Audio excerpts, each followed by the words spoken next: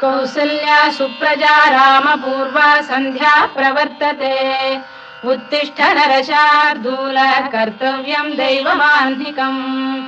कौसल्या सुप्रजा रामपूर्वा सन्ध्या प्रवर्तते उत्तिष्ठ नरशार्दूल कर्तव्यं दैवमान्धिकम्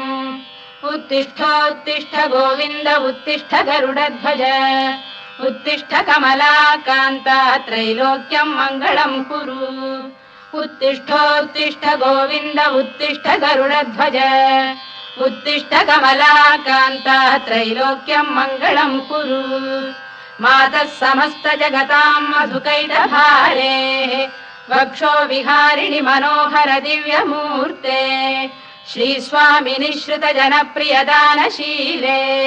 श्रीवेङ्कटेश दयिते तव सुप्रभातम् मातः समस्त जगतां मधुकैटभारे वक्षो विहारिणि मनोहर दिव्यमूर्ते श्रीस्वामिनि श्रुत जनप्रियदानशीले श्रीवेङ्कटेश दयिते तव सुप्रभातम् तव सुप्रभातमरविन्दलोचने भवतु प्रसन्नमुखचन्द्रमण्डले विधिशङ्करेन्द्रवनिताभिरर्चिते वृषशैलनाथ दयिते दयानिधे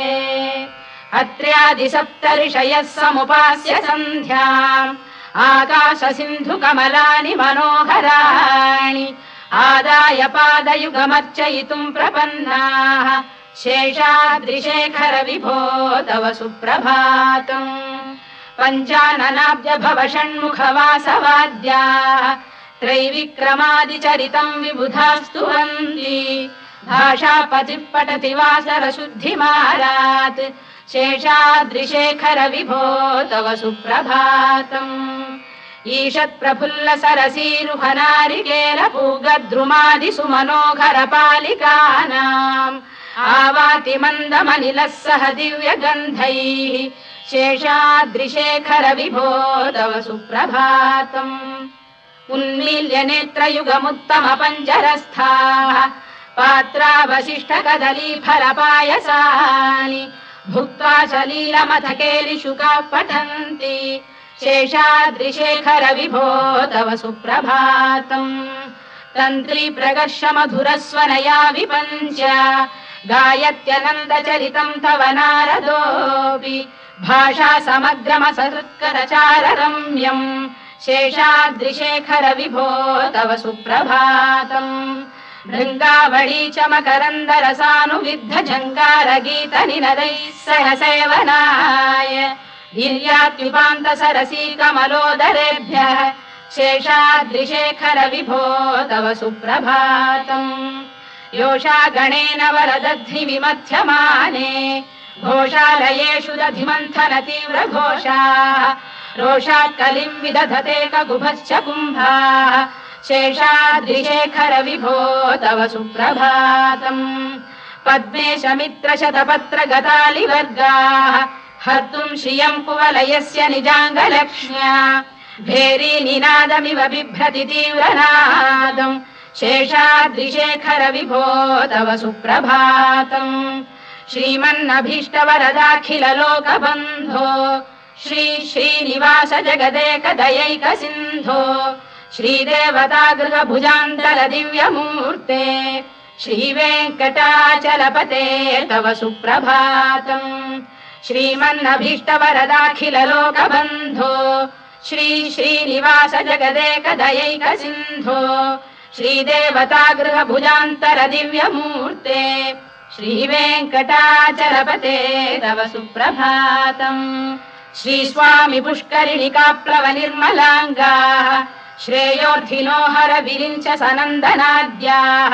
द्वाये वसन्ति वरवेत्र हतोत्तमाङ्गाः श्रीवेङ्कटाचलपते तव सुप्रभातम् श्रीशेषशैल गरुडाचल वेङ्कटाद्रिनारायणाद्रिवृषभाद्रिविषाद्रिमुख्याम् आख्याम् त्वदीय वसतेरनिशं वदन्ति श्रीवेङ्कटाचलपते तव सुप्रभातम् सेवा परा शिव सुरेश कृशानुधर्म रक्षोऽम्बुनाथ पवमान धनाधिनाथाः बद्धाञ्जलि प्रविलसन् निज शीर्षदेशाः श्रीवेङ्कटाचलपते तव सुप्रभातम् घाटीषु देवि खगराज मृगाधिराज नागाधिराज गजराज हयाधिराजाः स्वस्वाधिकारमहिमाधिकमर्थयन्ते श्रीवेङ्कटाचलपते तव सुप्रभातम् सूर्येन्दुभौम बुधवाक्परिकाव्यसौरिस्वर्भानुकेतु दिविषत्परिषत्प्रधानाः त्वद्दासदासचरमावधिदासदासाः श्रीवेङ्कटाचलपते तव सुप्रभातम् त्वत्पादधूलिभरितस्फुरितोत्तमाङ्गाः स्वर्गापवर्गनिरपेक्ष निजान्तरङ्गाः कल्पागमाकलनयाकुलताम् लभन्ते श्रीवेङ्कटाचलपते तव सुप्रभातम् त्वद्गोपुराग्रशिखराणि निरीक्षमाणाः स्वर्गापवर्गपदवीम् परमाम् श्रयन्तः मर्त्या मनुष्य भुवने मतिमाश्रयन्ते श्रीवेङ्कटाचलपते तव सुप्रभातम् श्रीभूमिनायक दयादिगुणामृताब्धे देवाधिदेव जगदेक शरण्यमूर्ते श्रीमन्ननन्त गरुडाधिभिरर्चिताङ्घ्रे श्रीवेङ्कटाचलपते तव सुप्रभातम् श्रीपद्मनाभ पुरुषोत्तम वासुदेव वैकुण्ठ माधव जनार्दन चक्रपाणे श्रीवत्स चिह्न शरणागत पारिजात श्रीवेङ्कटाचलपते तव सुप्रभातम् कन्दर्पदर्पहर सुन्दर दिव्यमूर्ते कान्ताकुजाम्बुरुह कुड्मललोल दृष्टे कल्याण निर्मल गुणाकर दिव्य कीर्ते श्रीवेङ्कटाचलपते तव सुप्रभातम् मीनाकृते कमठकोल नृसिंहवर्णिन् स्वामीन् परश्वत तपोधन रामचन्द्र शेषांश रामयदुनन्दन कल्किरूप श्रीवेङ्कटाचलपते तव सुप्रभातम्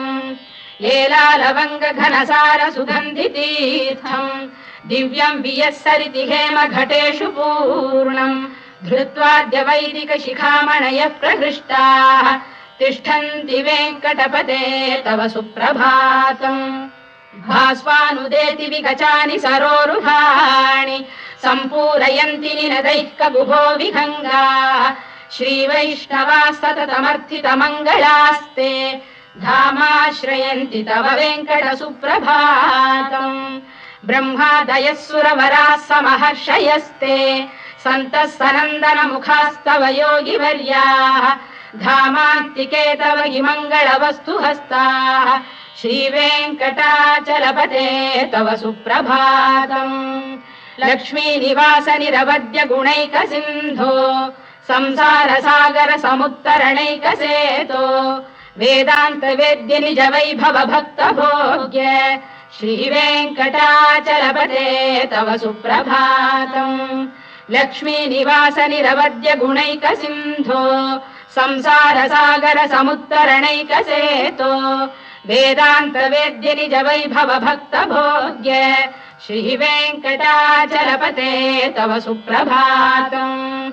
इत्थम् वृषाचलपतेरिह सुप्रभातम् ये मानवाः प्रतिदिनम् पठितुम् प्रवृत्ताः तेषाम् प्रभात समये स्मृतिरङ्गभाजाम् प्रज्ञाम् परार्थ सुलभाम् परमाम् प्रसूते इत्थम् वृषाचलपतेरिह सुप्रभातम् ये मानवाः प्रतिदिनम् पठितुम् प्रवृत्ताः तेषाम् प्रभात समये स्मृतिरङ्गभाजाम् प्रज्ञाम् परार्थ सुलभाम् परमाम् प्रसूते कमलाकुच चूचुक कुङ्कुमतो नियतारुणितातुल नीलतनो कमलायतलोचन लोकपते विजयी भव वेङ्कटशैलपते कमलाकुच चूचुक कुङ्कुमतो नियतारुणितातुल नीलतनो कमलायतलोचन लोकपते विजयी भव वेङ्कटशैलपते सचतुर्मुख षण्मुख पञ्चमुख प्रमुखाखिल दैवत मौलिमणे शरणागतवत्सलसारनिधे परिपालय मां वृषशैलपते अतिवेलतया तव दुर्विषहैरनुवेलकृतैरपराधशतैः भरितं त्वरितं वृषशैलपते परया कृपया परिपाहि हरे अधिवेङ्कटशैलमुदारमतेर्जनताभिमताधिकदानरतात् परदेवतया गदितान्निगमै कमलादयितान्न परं कलये कलवेणुरवावशगोपवधूशरकोटिवृता स्मरकोटिसमात् प्रतिवल्लविकाभिमतात् सुखदात् वसुदेवसुतान्न परं कलये अभिराम गुणाकरदाशरथे जगदेकधनुर्धर धीरमते रघुनायक राम रमेश विभो वरदो भवदेव दया जलधे अवनीतनया कमनीयकरं रजनीकर चारुमुखाम्बुरुहम् रजनीचर राजतमो मिहिरं महनीयमहं रघुराममये सुमुखं सुहृदं सुलभं सुखदं स्वनुजं च सुखायममोघशरम् अपहाय रघुद्वहमन्यमहं न कथञ्चन कञ्चन जातु भजे विना वेङ्कटेशं ननाथो ननाथः सदा वेङ्कटेशं स्मरामि स्मरामि हरे वेङ्कटेश प्रसीद प्रसीद प्रियं वेङ्कटेश प्रयच्छ प्रयच्छ विना वेङ्कटेशं ननाथो ननाथः सदा वेङ्कटेशं स्मरामि स्मरामि हरे वेङ्कटेश प्रसीद प्रसीद प्रियं वेङ्कटेश प्रयच्छ प्रयच्छ अहं दूरतस्ते पदाम्भोजयुग्म प्रणामेच्छयागत्य सेवां करोमि सकृत्सेवया नित्यसेवा फलं त्वं प्रयच्छ प्रयच्छ प्रभो वेङ्कटेश अज्ञानिना मया दोषानशेषान् विहितान् हरे क्षमस्वत्वं शेषशैलशिखामणे अज्ञानिना मया दोषानशेषान् विहितान् हरे क्षमस्वत्वं शेषशैलशिखामणे ईशानां जगतोऽस्य वेङ्कटपतेर्विष्णोः परां प्रेयसीं तद्वक्षस्थलनित्यवासरसिकां तत्क्षान्तिसंवर्धिनीं पद्मालङ्कृतपाणिपल्लवयुगां पद्मासनस्थां श्रियम् वात्सल्यादिगुणोज्ज्वलां भगवतीं वन्दे जगन्मातरम् ईशानां जगतोऽस्य वेङ्कटपतेर्विष्णोः परां प्रेयसीं तद्वक्षस्थलनित्यवासरसिकां तत्क्षान्तिसंवर्धिनीं पद्मालङ्कृतपाणिपल्लवयुगां पद्मासनस्थां श्रियम् वात्सल्यादिगुणोज्ज्वलां भगवतीं वन्दे जगन्मातरम् श्रीमन्कृपाजलनिधे कृत सर्वलोक सर्वज्ञ शक्तनतवत्सल सर्वशेषिन् स्वामिन् सुशील सुलभाश्रित पारिजात श्रीवेङ्कटेश चरणौ शरणं प्रपद्ये श्रीमन्कृपाजलनिधे कृत सर्वलोक सर्वज्ञ शक्तनतवत्सल सर्वशेषिन् स्वामिन् सुशील सुलभाश्रित पारिजात श्रीवेङ्कटेश चरणौ शरणं प्रपद्ये आनूपुरार्पित सुजात सुगन्धि पुष्प सौरभ्य सौरभकरौ समसन्निवेशौ सौम्यौ सदानुभवनेऽपि नवानुभाव्यौ श्रीवेङ्कटेश चरणौ शरणं प्रपद्ये सद्यो विकासि समुदित्वर सान्द्र राग सौरभ्य निर्भर सरोरुह साम्यवार्ताम् सम्यक् शुशाखसपदेषु विलेखयन्तौ श्रीवेङ्कटेश चरणौ शरणं प्रपद्ये रेखामयध्वज सुधाकलशातपद्रवज्राङ्कुशाम्बुरुहकल्पकशङ्खचक्रैः भव्यैरलङ्कृततलौ परतत्त्वचिह्नैः श्रीवेङ्कटेश चरणौ शरणं प्रपद्ये ताम्रोदरद्युतिपराजित पद्मरागौ बाह्यैर्महोभिरभिभूत महेन्द्रनीलौ उद्यन्नखांशुभिरुदस्त शशाङ्कभासौ श्रीवेङ्कटेश चरणौ शरणं प्रपद्ये सप्रेम भीति कमलाकर पल्लवाभ्याम् संवाहनेऽपि सपदिक्लममादधानौ कान्थाववाङ्मनस गोचरसौ कुमार्यौ श्रीवेङ्कटेश चरणौ शरणं प्रपद्ये लक्ष्मी महीतदनुरूप निजानुभाव नीलादि दिव्य महिषीकर पल्लवानाम् आरुण्य संक्रमणतः किल सान्द्ररागौ श्रीवेङ्कटेश चरणौ शरणं प्रपद्ये निद्यानमद्भि शिवादि किरीटकोटि प्रत्युक्त दीप्त नवरत्न महप्ररोहैः नीराजना विधिमुदारमुपादधानौ श्रीवेङ्कटेश चरणौ शरणं प्रपद्ये विष्णु पदे परम इत्युदित प्रशंसौ यौ मध्व उत्स इति भोग्यतयाप्युपातौ भूयस्ततेति तव पाणितल प्रतिष्ठौ श्रीवेङ्कटेश चरणौ शरणं प्रपद्ये पार्थाय तत्सदृश सारथिना त्वयैव यौ दर्शितौ स्वचरणौ शरणं व्रजेति भूयोऽपि मह्यमिहतौ करदर्शितौ ते श्रीवेङ्कटेश चरणौ शरणं प्रपद्ये मन्मूर्धिकालियपणे विकटाटवीषु श्रीवेङ्कटाद्रिशिखरे शिरसि श्रुतीनाम् चित्तेऽप्यनन्य मनसां सममाहितौ ते श्रीवेङ्कटेश चरणौ शरणं प्रपद्ये अम्लानघृष्यदवनीतलकीर्ण पुष्पौ श्रीवेङ्कटाद्रिशिखराभरणायमानौ आनन्दिताखिल मनोनयनौ तवैतौ श्रीवेङ्कटेश चरणौ शरणं प्रपद्ये प्रायः प्रपन्न जनता प्रथमावगाह्यौ मातुस्तनाविव शिशोरमृतायमानौ प्राप्तौ परस्पर तुलामतुलान्तरौ ते श्रीवेङ्कटेश चरणौ शरणं प्रपद्ये सत्त्वोत्तरै सतत सेव्य पदाम्बुजेन संसारतारक दयार्द्रदृगञ्चलेन सौम्योपयन्तृमुनिना मम दर्शितौ ते श्रीवेङ्कटेश चरणौ शरणं प्रपद्ये सत्त्वोत्तरै सतत सेव्य पदाम्बुजेन संसारतारक दयार्द्रदृगञ्चलेन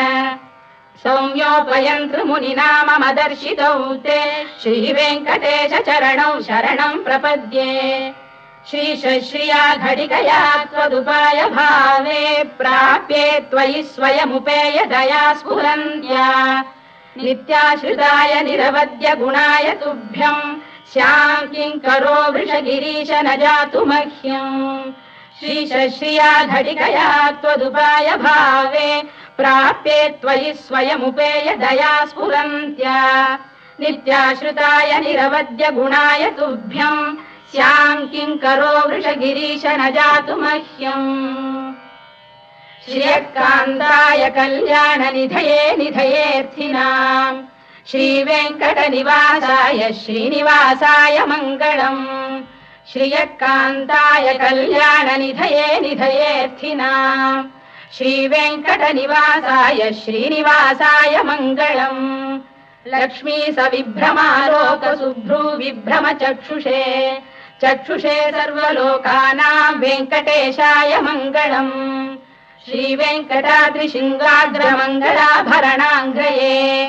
मङ्गलानां निवासाय श्रीनिवासाय मङ्गलम् सर्वावयव सौन्दर्य सम्पदा सर्वचेतसां सदा सम्मोहनायास्तु वेङ्कटेशाय मङ्गलम् नित्याय निरवध्याय सत्यानन्दचिदात्मने सर्वान्तरात्मने श्रीमद्वेङ्कटेशाय मङ्गलम् स्वतः सर्वविदे सर्वशक्तये सर्वशेषिणे सुलभाय सुशीलाय वेङ्कटेशाय मङ्गलम् परस्मै ब्रह्मणे पूर्णकामाय परमात्मने प्रयुञ्जे परतत्त्वाय वेङ्कटेशाय मङ्गलम् आकालतत्त्वमश्रान्तमात्मनामनुपश्यताम् अतृप्त्यमृतरूपाय वेङ्कटेशाय मङ्गलम् प्रायस्वचरणौ पुंसां शरण्यत्वेन पाणिना कृपया दिशते श्रीमद्वेङ्कटेशाय मङ्गलम् दयामृततरङ्गिण्यास्तरङ्गैरिव शीतलैः अभाङ्गैः सिञ्चते विश्वं वेङ्कटेशाय मङ्गलम् श्रद्भूषाम्बरहेतीनां सुषमावकमूर्तये